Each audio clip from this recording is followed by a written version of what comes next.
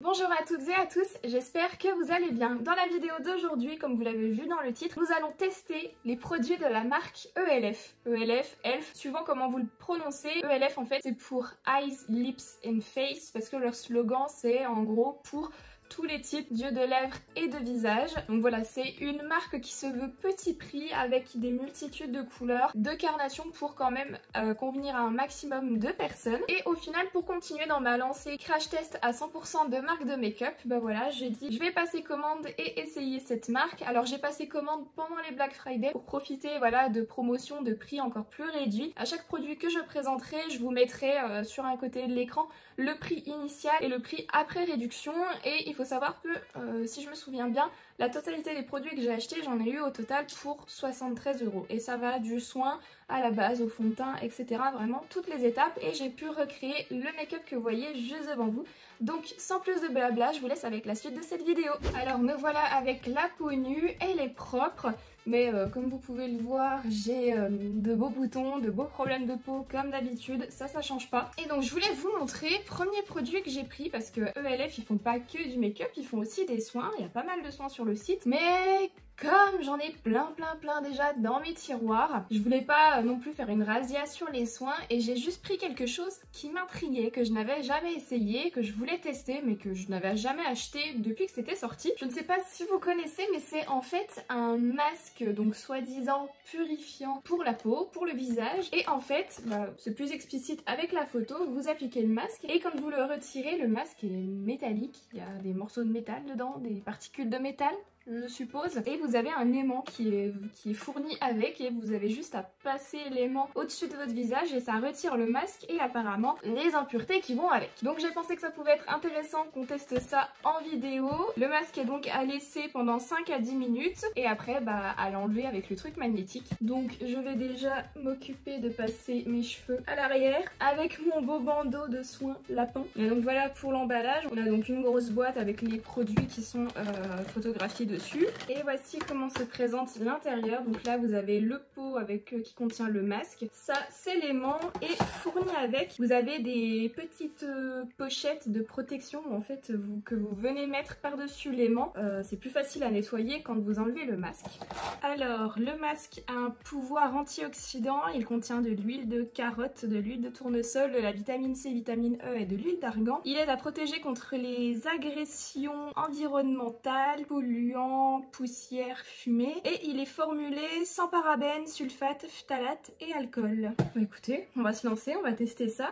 Donc je suis allée chercher mon petit outil que j'aime bien utiliser pour les masques parce que c'est un outil, enfin c'est une sorte de pinceau en silicone. Comme vous appliquez, vous perdez moins de matière qu'un pinceau type fond de teint anti-cerne. On va appliquer ça sur la peau et éviter le contour des yeux. J'ai déjà récupéré ce qu'il y a sur le capuchon et au niveau de l'odeur, ça va, je saurais pas trop quoi dire au niveau de l'odeur.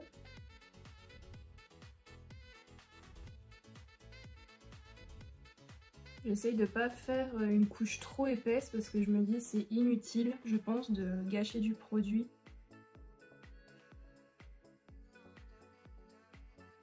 Bon et ben voilà, le masque est appliqué. Alors au niveau de l'odeur, c'est une odeur légèrement citronnée qui est agréable, qui est pas trop forte, donc ça va. J'ai cette sensation sous le masque que mon visage chauffe. Alors est-ce que il supporte pas le masque ou est-ce que c'est le masque qui fait ça? C'est supportable hein, mais je vous donne voilà les sensations que j'ai. Et du coup on va le laisser poser 5 à 10 minutes suivant si je le supporte ou pas. Et je reviens juste après pour l'expérience d'enlever ce masque avec un aimant. A tout de suite. Les 10 minutes sont maintenant écoulées.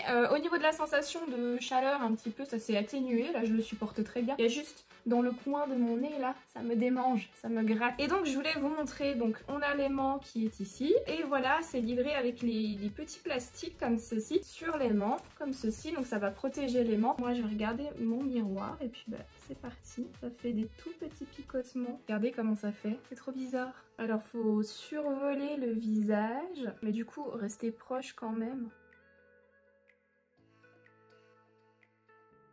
Mais du coup je fais des petits cercles comme ça pour essayer d'enlever le maximum de matière. C'est cool, ça s'en va bien en fait. Faut juste être un petit peu patient. Sur le packaging c'est écrit que pour de meilleurs résultats il ne faut pas rincer à l'eau. Juste faire ça le dimanche soir quand on a le temps.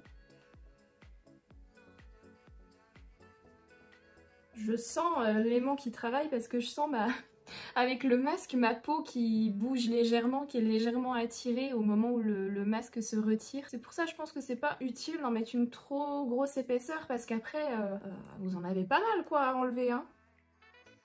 La façon dont le masque est retiré, c'est trop beau. C'est vrai qu'au niveau des zones en volume du visage, hein, là vous voyez au niveau du nez, c'est un peu plus compliqué pour retirer le masque. C'était plus facile au niveau des joues et au niveau du front. Et après, hop, on n'a plus qu'à enlever le plastique et à mettre tout ça à la poubelle. L'aimant est intact.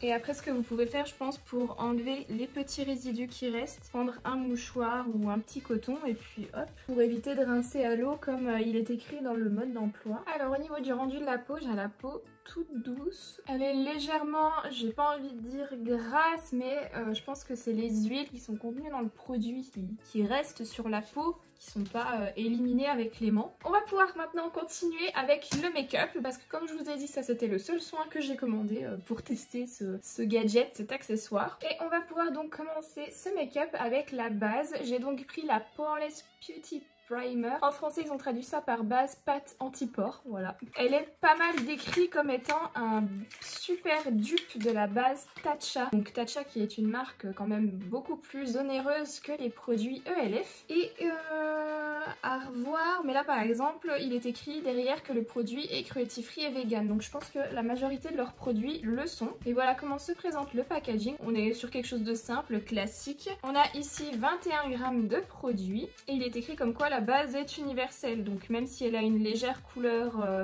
claire, crème, elle doit normalement aller à toutes les carnations de peau. Et ce que je vais faire, hop, j'en prélève et je vais venir la mettre sur les zones où je veux camoufler un petit peu mes pores, les ridules, etc.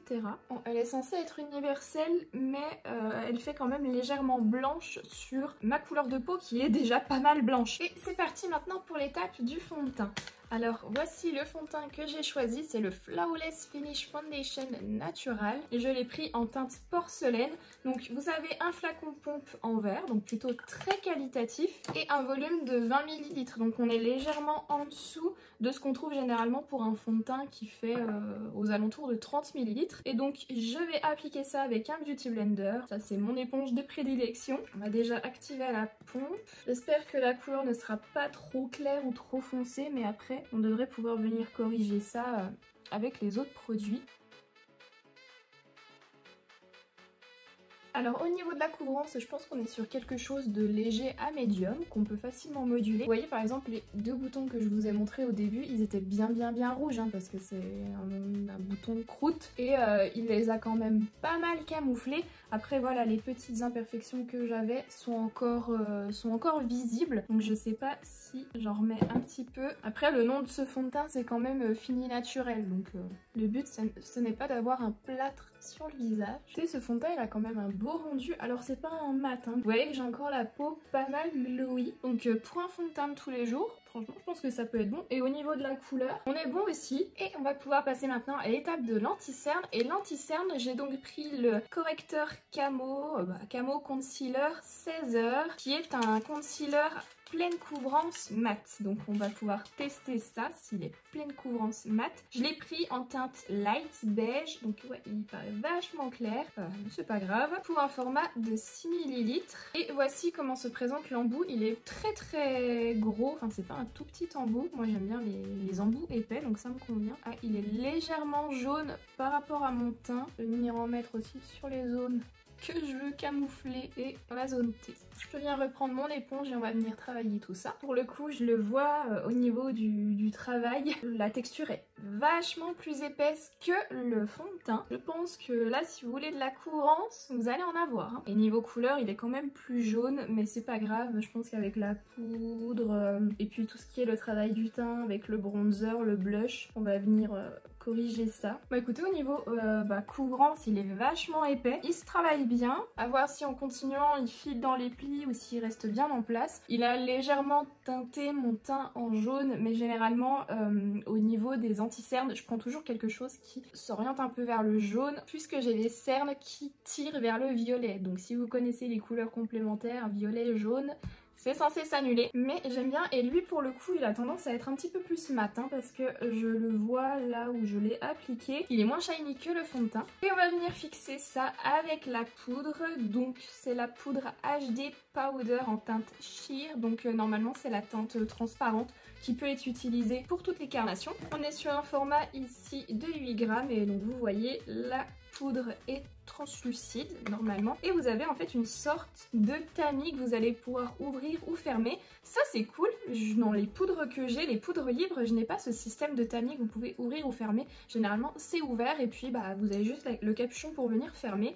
Et là c'est bien précisé, il y a un film de protection, mais vous ouvrez le tamis, vous venez appliquer de la poudre à l'intérieur du capuchon et ensuite utiliser la poudre que vous avez appliquée, que vous avez mis dans le capuchon sur votre visage. Voilà, donc pour le système de tamis, là en fait il est fermé et vous voyez j'ai juste à ouvrir, à tourner comme ceci. Là il est ouvert et après je viens mettre de la poudre dans mon capuchon. Je vais venir appliquer la poudre avec mon éponge pour faire un baking et donc on va voir si elle a un effet flashback puisque j'ai quand même un anneau lumineux devant ma tête. J'ai peur de l'effet flashback parce que vous voyez là j'en ai appliqué, je suis bien blanche à la caméra. Et du coup en attendant que le baking pose, je vais venir faire mes sourcils. Donc j'ai pris un stylo, un crayon à sourcils haute précision en teinte brun foncé. Donc j'espère qu'il sera pas trop roux, qu'il tirera pas trop sur le roux. Et je l'ai pris parce que je trouvais ça pratique d'avoir le goupillon d'un côté et de l'autre vous avez une mine hyper fine que vous faites sortir ou rentrer en tournant tout simplement le stylo. Donc je vais venir déjà brosser mes sourcils et commencer à dessiner mon sourcil. Je pense que pour la couleur, on est sur quelque chose de bon. Je vois en l'appliquant, j'ai pas cet effet qui tire sur le roux, donc cet effet couleur trop chaude. La petite pointe très fine est hyper agréable à utiliser, elle marque très bien. Je pense que ce style de produit à utiliser en voyage. Vous avez le goupillon, le produit à sourcils et c'est bon, ça prend pas plus de place. On est déjà, je pense, sur un bon produit. Voilà pour mes sourcils, alors franchement je valide le produit, je valide la couleur, c'est nickel, j'adore. Et je vais pouvoir maintenant enlever la poudre et découvrir si je fais hyper blanche à la caméra. Je suis en train de faire hyper blanche à la caméra. Ouais, j'ai ces reflets blancs à la caméra que je n'ai pas en vrai dans mon miroir, donc je pense qu'avec cette poudre à utiliser en journée, il n'y a pas de souci, à la lumière du jour, ça se voit pas trop, mais si vous avez un jour peut-être quand ça reviendra soirée, que vous allez faire des photos, etc. Faites bien attention parce que le reflet flashback, maintenant on en entend parler, hein, on connaît et on n'aime pas du tout ça. Du coup, visage blanc, bah, je vais venir réchauffer un petit peu tout ça avec le bronzer, donc la poudre bronzante que j'ai pris en teinte Forever Sunkissed, qu'ils ont traduit en français comme toujours soleil. J'adore les traductions littérales type Google Trad, mais on leur en veut pas. Et voilà pour la couleur, donc je crois que c'était la plus claire, la couleur la plus claire que j'ai prise pour apporter un petit peu de relief, de couleur à un visage que vous venez de préparer avec fond de teint et anti-cerne. Alors moi j'aime bien travailler le creux des joues, remonter jusqu'aux tempes et des tempes venir au-dessus du front. Elle rehausse bien mon teint sans pour autant être trop chaude. Puis ensuite faire la mâchoire. Et avec ce qu'il me reste sur le pinceau, j'aime bien faire légèrement le contour du nez. Ouais, la couleur du bronzer me plaît beaucoup. On passe maintenant au blush. Donc le blush, même format que le bronzer. On était voilà sur du 10 grammes.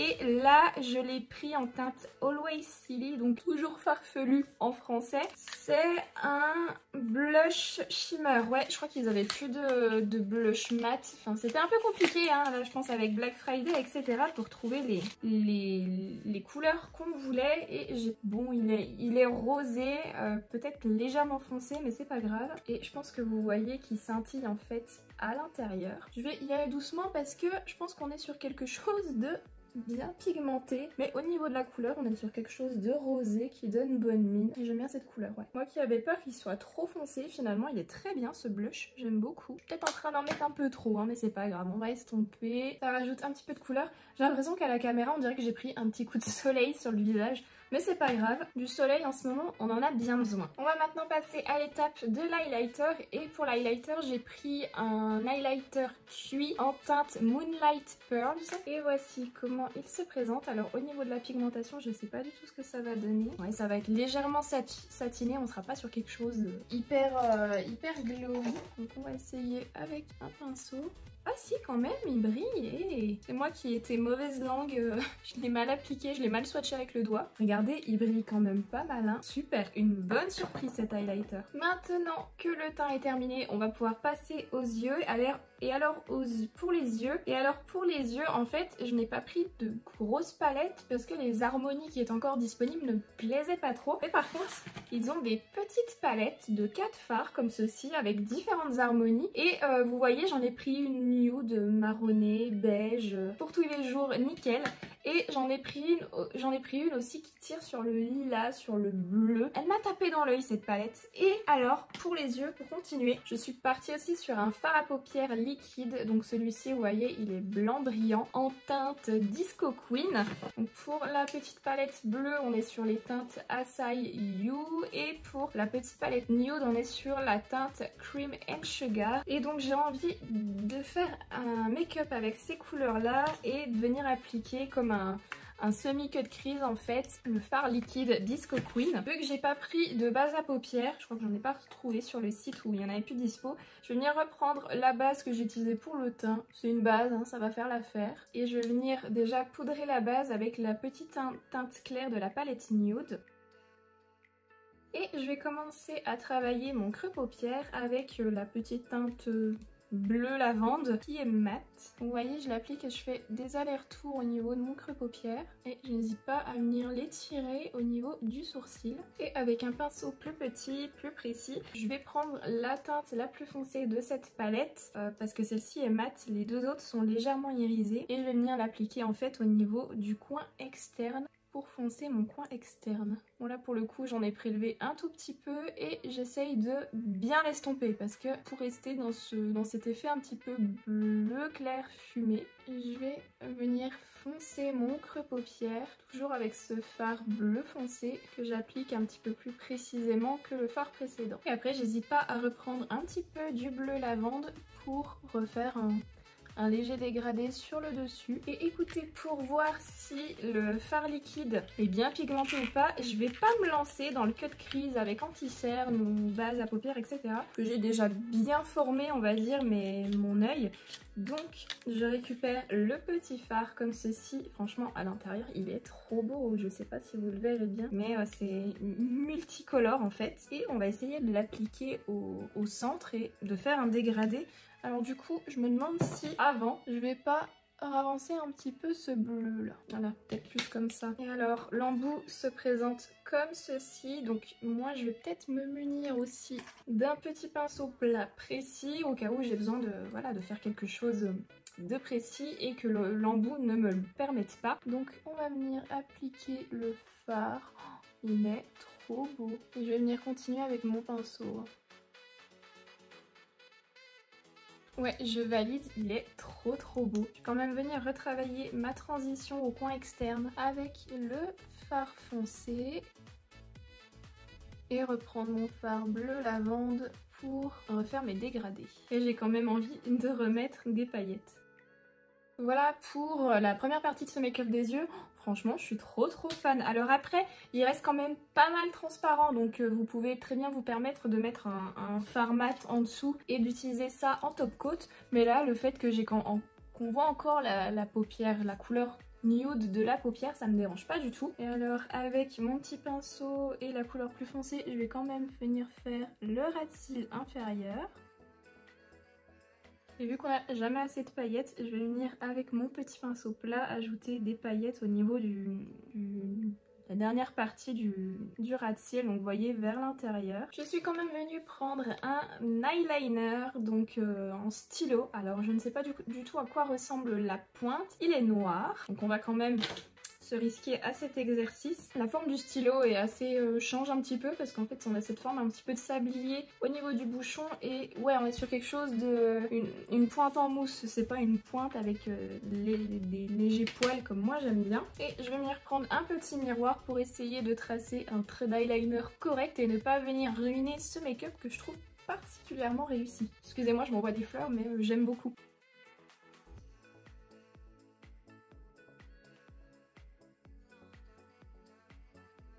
Voilà pour l'eyeliner, franchement bravo, c'est pas le type de pointe que je préfère, mais il est très noir alors que pourtant je l'ai appliqué, vous voyez, sur des paillettes, sur des textures qui sont pas lisses. Il marque très bien et très facile à utiliser, franchement j'en suis hyper contente. Moi qui n'ai pas l'habitude de faire des traits d'eyeliner et qui des fois ne sont pas hyper beaux, là je l'aime plutôt beaucoup. Et du coup pour continuer un petit peu ce look, je suis venue acheter des faux cils, donc j'ai pris le Natural Lash Kit, vous voyez, des petits faux cils comme ceci. Donc ils sont assez courts mais qui je pense me permettent d'avoir un petit peu de volume. Donc on va pouvoir appliquer les faux cils. Et voilà pour les faux cils, alors très joli je trouve. Vous n'avez pas de colle qui est fourni avec, mais vous avez ce style de petite pince, vous voyez, qui est légèrement arrondi. Et donc du coup je l'ai utilisé pour venir vraiment appuyer et permettre aux faux cils d'adhérer avec mes vrais cils. Et on va pouvoir donc passer à la partie mascara. Donc j'ai acheté un mascara volume et longueur, noir hydrofuge, donc waterproof quoi. Ah et cette fois derrière tous les packaging j'ai vu vegan et cruelty free, sauf que là c'est juste écrit cruelty free. Donc c'est-à-dire qu'il n'est pas vegan celui-ci, ça peut vous intéresser. Et voici comment se présente le mascara. Alors je vais vous montrer la brosse. On est sur une brosse qui est assez petite par rapport à ce que j'ai l'habitude d'utiliser et je vais l'utiliser. Voilà, je pourrais pas trop vous donner d'avis sur ce mascara à part vous dire il noircit mes cils parce que j'ai vu que mes vrais cils étaient noircis. Il faudrait que je l'utilise sur cils naturels parce que là avec les faux cils je vois pas du tout de différence en fait. Donc il faudra que je vous en reparle. Allez, on est bientôt à la fin, il nous reste 2 étapes. Donc pour les lèvres j'ai pris un rouge à lèvres mat. Alors pareil niveau couleur, enfin pas mal de produits étaient en rupture niveau couleur. Donc je suis restée sur quelque chose de classique, un nude hein. Et je l'ai pris en teinte tea rose. Alors voici comment se présente le packaging. Donc on est sur quelque chose de classique. Voici comment se présente l'embout. Donc vous le voyez un petit peu en pointe avec un trou à l'intérieur qui sert un petit peu de réservoir.